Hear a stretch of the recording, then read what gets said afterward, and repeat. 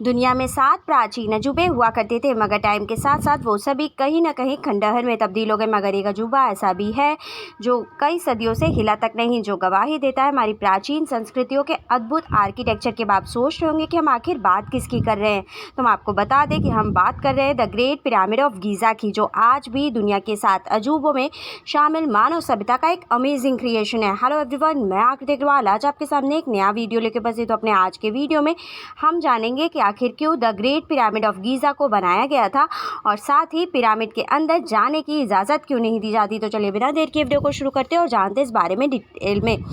The great pyramid of Giza की बात की जाए तो ये कैपिटल ऑफ इजिप्ट यानी कि काहिरा के पास स्थित है। ये सबसे बड़ा और सबसे प्राचीन पिरामिड है। अगर बात की जाए इसके निर्माण की, तो इसे राजा कुफू के लिए लगभग 4500 साल पहले बनाया गया था। ये पिरामिड 481 फीट ऊंचा था, लेकिन समय के साथ इसका ऊपरी हिस्सा टूट जाने के कारण आज ये लगभग 454 फीट ही रह गया है। अब आपको बता दें कि ये 3 मेन पिरामिड में सबसे बड़ा है और एक समय तक दुनिया की सबसे ऊंची मानव निर्मित संरचना भी माना जाता था। लेकिन सवाल यही है कि आखिर इसे बनाया किसने था। यकीन मानिए कि आज भी इसका कंस्ट्रक्शन एक पहेली है।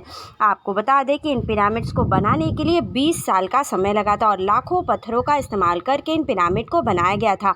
इन लाखों पत्थरों का वजन भी कुछ कम नहीं था। एक पिरामिड को बनाने के लिए लगभग 2 मिलियन स्टोन ब्लॉक का यूज़ किया गया होगा, और इन स्टोन ब्लॉक में से प्रत्येक का वजन भी 2 से लेकर 15 टन तक था। ये सब जानकर हर किसी के मन में यही सवाल आता है कि इतने वजनी पत्थर को 481 फीट की ऊंचाई तक ले जाकर प्रत्येक ब्लॉक को एकदम सही जगह सेट आखिर कैसे किया गया होगा, और वो भी बिना किसी एडवांस मशीनरी के। आपको बता दें कि कई थ्योरीज तो यहाँ तक कहती है कि इन पिरामिड्स को एलियन ने बनाया। रिसर्च द्वारा इजिप्ट में करीब 118 पिरामिड्स की खोज की जा चुकी है, जिनमें सबसे बड़ा pyramid the great pyramid of Giza ही है, जो करीब 13 एकड़ की ज़मीन में फैला हुआ है। आपको बता दें कि इसमें इस्तेमाल किए गए पत्थर कोई सामान्य पत्थर नहीं थे। ये लाइमस्टोन पत्थर थे जो ज़्यादा गर्मी में एक्सपेंड होते थे और ठंडी होने पर फिर से नॉर्मल हो जाते थे। ऐसे लाइमस्टोन आपको पृथ्वी पर किसी और जगह देखने को नहीं मिलेंगे। आप ये भी कह सकते हैं कि ये पिरामिड पूरी तरह से भूकंप निरोधी हैं। याद रहे, ये तब बनाए गए थे जब कोई अत्याधुनिक यंत्र भी नहीं था। लेकिन इसके निर्माण के अलावा भी कुछ ऐसे रहस्य हैं जिनको कोई नहीं जानता, और ऐसा ही एक बड़ा रहस्य इसका एस्ट्रोनॉमी और मैथमेटिक्स के साथ अमेजिंग कॉम्बिनेशन। एक्चुअल में ग्रेट पिरामिड की वास्तुकला और डिज़ाइन में खगोल विज्ञान और गणित का शानदार उपयोग किया गया है, जिसका अंदाज़ा आप इस बात से लगा सकते हैं कि पिरामिड के चारों कोने 4 मेन डायरेक्शंस यानी कि नॉर्थ, साउथ, ईस्ट, वेस्ट के साथ नियरली परफेक्ट इक्वेरेसी के साथ अलाइंड है।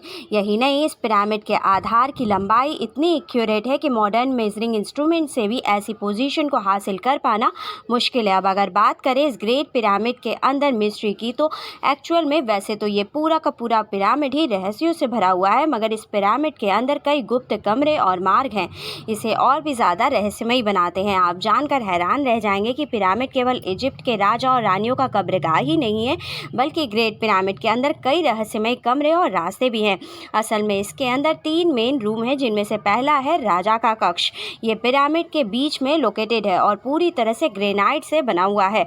इसका दूसरा रूम या चैम्बर है रानी का कक्ष। इसके बात की जाए तो ये पिरामिड के मिडिल पार्ट में आता है, लेकिन ये स्पष्ट नहीं है कि इसे वास्तव में रानी के लिए बनाया गया था या फिर किसी और मकसद से। इसके अलावा ग्रैंड गैलरी भी है। ग्रैंड गैलरी की बात की जाए तो ये एक लंबा और ढलान वाला मार्ग है जो राजा के कक्ष तक जाता है। वैसे इन रूम्स और गैलरी के अलावा पिरामिड के अंदर कई सीक्रेट टनल्स भी हैं, जिनका ऑब्जेक्टिव आज भी समझा नहीं जा सका है। अब सवाल यही उठता है कि आखिर इसे बनाने की ज़रूरत ही क्यों पड़ी। आखिर कब्र के अंदर कक्ष और गुप्त मार्ग का क्या काम हो सकता है। ये एक ऐसा रहस्य है जिसका पता ना तो कोई साइंटिस्ट लगा पाए और ना ही कोई इतिहासकार। इनफैक्ट पुरातत्वविद तो आए दिन इसके लिए नई नई थ्योरीज भी लाते रहते हैं, मगर कोई भी थ्योरी सेटिस्फाई करने वाला जवाब नहीं दे पाती। शायद यही वजह है कि इसको दुनिया के 7 अजूबों में शामिल किया गया है। वैसे आप जानकर हैरान रह जाएंगे कि ये ग्रेट पिरामिड सिर्फ एक मकबरा ही नहीं है, बल्कि एक एनर्जी सेंटर भी है। जी हाँ, असल में ये कहा जाता है कि इसके कंस्ट्रक्शन में कुछ ऐसा साइंस इस्तेमाल किया गया था जो आज भी हमारी सोच से परे है, जिसका सबसे बड़ा खुलासा हुआ 2018 में। एक्चुअल में वैज्ञानिकों ने 2018 में पाया कि ग्रेट पिरामिड के अंदर विद्युत चुंबकीय ऊर्जा यानी यानी कि इलेक्ट्रोमैग्नेटिक एनर्जी को फोकस करने की कैपेसिटी है। ये खोज इस बात की ओर इशारा करती है कि शायद पिरामिड किसी स्पेशल पर्पस को फुलफिल करने के लिए बनाए गए होंगे, मगर वो ऑब्जेक्टिव क्या था आज तक कोई भी नहीं जानता। या फिर कहीं ऐसा ना हो कि इन पिरामिड्स को इंसानों ने ही बनाया हो। कहीं वास्तव में वो बात सच तो नहीं कि जो कॉन्स्पिरेसी थ्योरीज कहती नजर आती हैं कि इन पिरामिड्स को बनाने में किसी बाहरी शक्ति का भी हाथ हो सकता है। कहीं वो शक्ति एलियन तो नहीं थे। तभी तो आज भी बहुत सारे लोगों का यह मानना है कि इन पिरामिड्स को इंसान ने नहीं बल्कि एलियंस ने ही बनाया होगा। और ऐसा इसीलिए कहा जाता है क्योंकि उस समय के इंसानों के पास इतनी एडवांस टेक्नोलॉजी मौजूद ही नहीं थी कि वो इतने भारी पत्थरों को इतनी ऊंचाई तक ले जा सकें।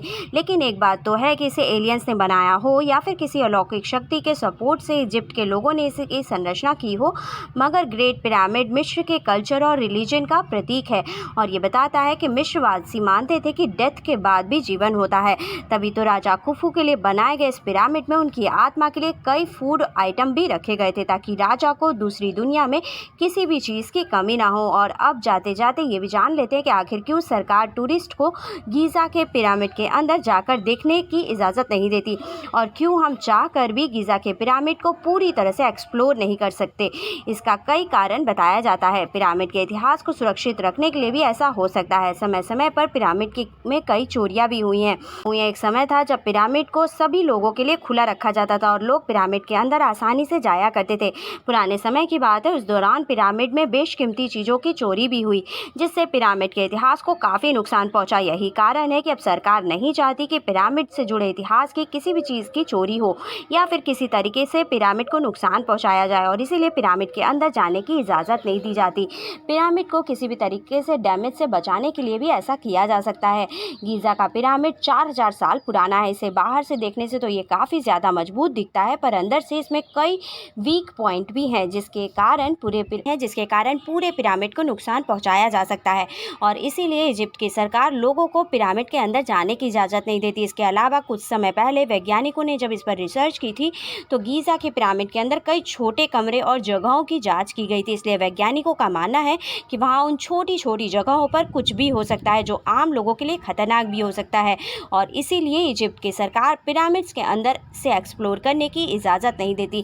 खैर, आपको क्या लगता है कि आखिर क्यों पिरामिड के अंदर जाने की इजाज़त नहीं होती? हमें कमेंट करके बताइएगा, और साथ ही बताइएगा कि आज के वीडियो कैसे लगे। आज के वीडियो में बस इतना ही। For more such interesting video, like and subscribe my channel.